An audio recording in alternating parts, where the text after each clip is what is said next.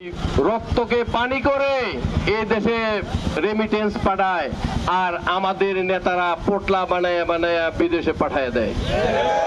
আমরা সেটা হইতে দিব না ইনশাআল্লাহ। বিগত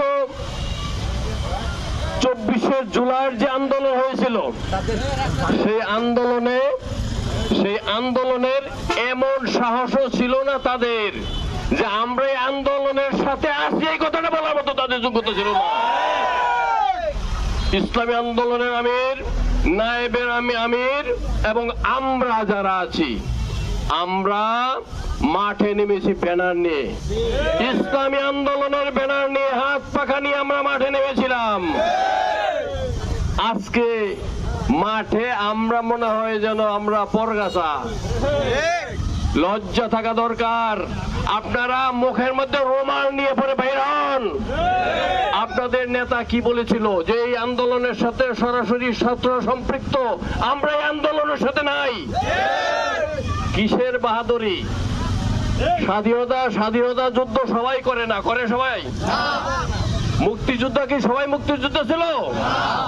সশস্ত্র যুদ্ধ করেছে কতিপয় কিছু যুবক যারা যুদ্ধ করেছে, দেশ স্বাধীন করেছে, রক্ত দিয়েছে। এই ইসলামী আন্দোলন বাংলাদেশ এই 24শে জুলাই, এই আগস্টের 5 তারিখে যে রক্ত দিয়েছে ইসলামী আন্দোলন বাংলাদেশের, সরাসরি আমরা মাঠে নেমেছিলাম। আমাদের আমির ঢাকাতে 2 লক্ষ লোক নিয়ে 144 ধারা ভঙ্গ করে যিনি প্রথম মাঠে নেমেছিলেন আমাদের নামে আমির। আজকে সেই কথা মনে নাই।